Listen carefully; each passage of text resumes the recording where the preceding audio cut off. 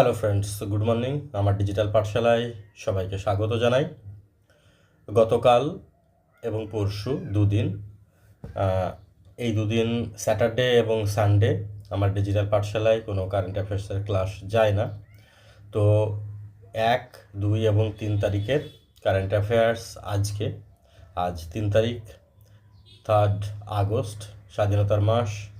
আজকে আমরা এই 3 দিনের গুরুত্বপূর্ণ যে ঘটনাগুলো সেগুলো দেখব। কমনওয়েলথ গেমসে লাগাতার ভারতের সাফল্য লেগে আছে এবং আজ পর্যন্ত কমনওয়েলথে ভারত যা পারফরমেন্স, সেক্ষেত্রে ভারত কিন্তু 4th র্যাঙ্ক হচ্ছে, চতুর্থ। কমনওয়েলথ গেমসে ভারতের ঐতিহাসিক সাফল্য।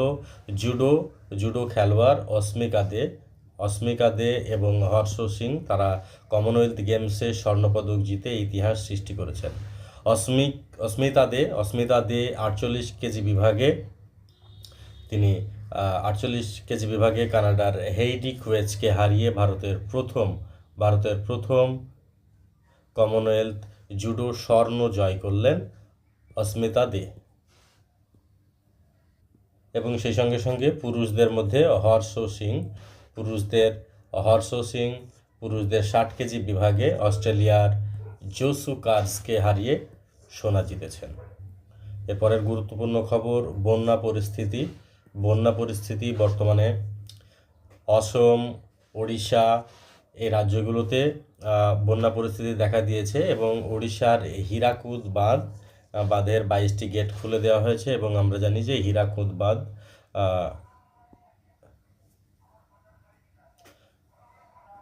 ভারতের দীর্ঘতম বাঁধ। হীরাকুদ বাঁধ মহানদীর উপরে অবস্থিত,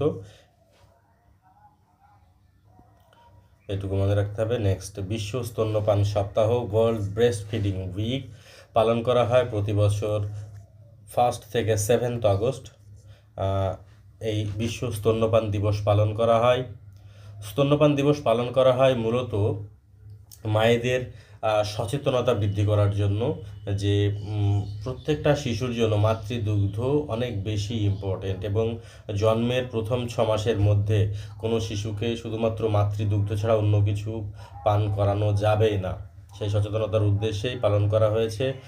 এবং আরও বলা হয়েছে যে 2 বছর বা তার বেশি সময় পর্যন্ত স্তন্যপান চালিয়ে যাওয়ার জন্য সচেতনতা বৃদ্ধি করা হচ্ছে। 2026 সালের থিম হচ্ছে breast feeding for a sustainable start in life, strengthen what works. Next, 135তম ডুরান্ড কাপ শুরু হয়েছে মেঘালয়ের শিলংয়ে। মনে রাখতে হবে যে এটি এশিয়ার প্রাচীনতম ফুটবল প্রতিযোগিতা। অনেক সময় ডাইরেক্ট প্রশ্ন তোলে ডুরান্ড কাপ কোন খেলার সঙ্গে যুক্ত? ফুটবল খেলা। আমাদের মনে রাখতে হবে যে এশিয়ার প্রাচীনতম ফুটবল খেলা 135তম সংস্করণ অনুষ্ঠিত হচ্ছে মেঘালয়ের শিলংয়ে। নেক্সট, ভুটানের রাজার সঙ্গে ভারতের বিদেশ সচিবের বৈঠক। ভুটানের রাজা, মনে রাখতে হবে, জিগমে খেসার নামগিওয়েল ওয়াংচুক, তিনি ভারতের বিদেশ সচিব বিক্রম মিস্ত্রির সঙ্গে বৈঠক করেছেন। আলোচনার মূল বিষয় হয়েছে ভারত এবং ভুটানের মধ্যে দ্বিপাক্ষিক সহযোগিতা। ভুটান রাজ্যটির বাউন্ডারি আমরা জেনে নেব। সিকিম, ওয়েস্ট বেঙ্গল, অসম এবং অরুণাচল প্রদেশ। ভুটানের রাজধানী হচ্ছে থিম্পু। ভুটানকে বলা হয় বজ্রপাতের দেশ বলা হয়। দ্রুক ইউল কথার অর্থ বজ্রপাতের দেশ এবং ভুটানের মুদ্রার নাম নুলট্রাম হচ্ছে ভুটানের মুদ্রার নাম। এরপরে গুরুত্বপূর্ণ এমসিকিউগুলো আমাদের। ভারতের প্রথম কমনওয়েলথ জুডো স্বর্ণজয়ী মহিলা কে? লাভলিনা বরগোহাঁই, অস্মিতা দে, Mirabai Chanu, Sakshi Malik. Correct answer Asmita Dey. Next, Hirakud বাঁধ কোন নদীর উপর অবস্থিত? Godavari, Mahanadi, Narmada, Kaveri. Correct answer is Mahanadi. Next, বিশ্ব স্তন্যপান সপ্তাহ পালন করা হয় 1 থেকে 7 আগস্ট, 1 থেকে 7 সেপ্টেম্বর, 7 থেকে 14 আগস্ট, 15 থেকে 21 আগস্ট। কারেক্ট অ্যান্সার 1 থেকে 7 আগস্ট।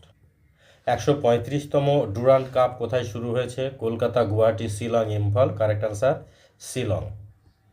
ভারতের বর্তমান বিদেশ সচিবকে?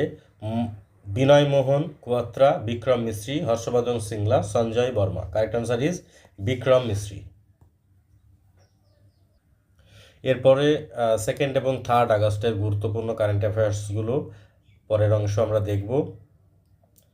যে জনগণনার সেলফ এনুমারেশন অর্থাৎ স্বগণনার প্রক্রিয়া শুরু হয়েছে 1 আগস্ট থেকে চলবে 15 আগস্ট পর্যন্ত স্বগণনা অর্থাৎ সেলফ এনুমারেশন।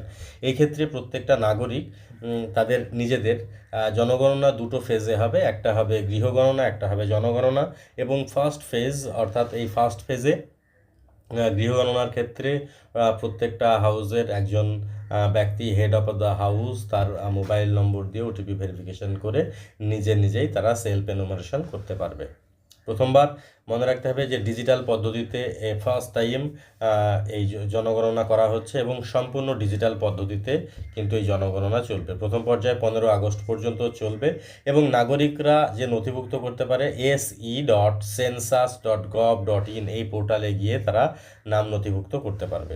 16 আগস্ট থেকে 14 সেপ্টেম্বর পর্যন্ত সরকারি কর্মীরা অর্থাৎ এনুমারেটর অর্থাৎ গণনা কর্মী যারা আছে তারা বাড়ি বাড়ি গিয়ে তারা ফিল্ড এনুমারেশনের কাজ করবেন। অর্থাৎ যারা নিজেরা সেলফ এনুমারেশন যারা করতে পারছেন না তাদের জন্য কিন্তু কর্মীরা বাড়ি বাড়ি যাবেন এবং সেলফ এনুমারেশন যারা করেছেন তাদের যে এনুমারেশন করার পরে একটা যে আইডি সেই আইডি দিয়ে লিঙ্ক করে দিয়েই ফিল্ড অফিসাররা এই গণনা কাজটা সম্পূর্ণ করবেন। সেলফ এনুমারেশন চলবে 15 আগস্ট পর্যন্ত মনে রাখতে হবে এবং ফিল্ড এনুমারেশন চলবে 16 আগস্ট থেকে 14 সেপ্টেম্বর। মনে রাখতে হবে ফার্স্ট ডিজিটাল সেন্সাস কিন্তু এটা।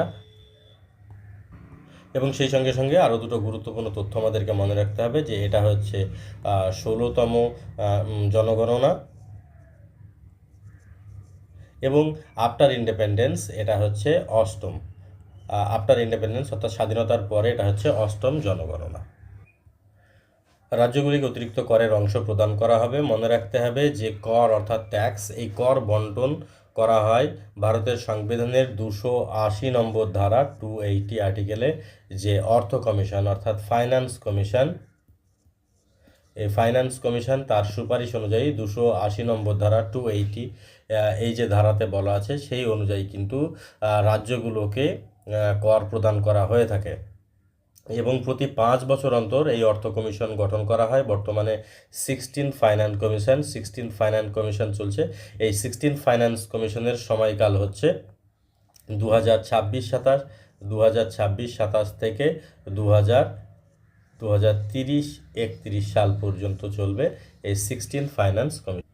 তো এক্ষেত্রে গুরুত্বপূর্ণ খবর আমাদের মনে রাখতে হবে যে কেন্দ্র সরকার রাজ্যগুলিকে 1,09,019 কোটি টাকা অতিরিক্ত করের অংশ হিসাবে দিয়েছে এবং এই ক্ষেত্রে পশ্চিমবঙ্গ পেয়েছে 7,866 কোটি টাকা। সবথেকে বেশি পেয়েছে উত্তরপ্রদেশ 19,208 কোটি টাকা এবং তারপরে বিহার, তারপরে মধ্যপ্রদেশ এবং তারপরে পশ্চিমবঙ্গ পেয়েছে 7,866 কোটি টাকা। এইটুকুই আমাদের।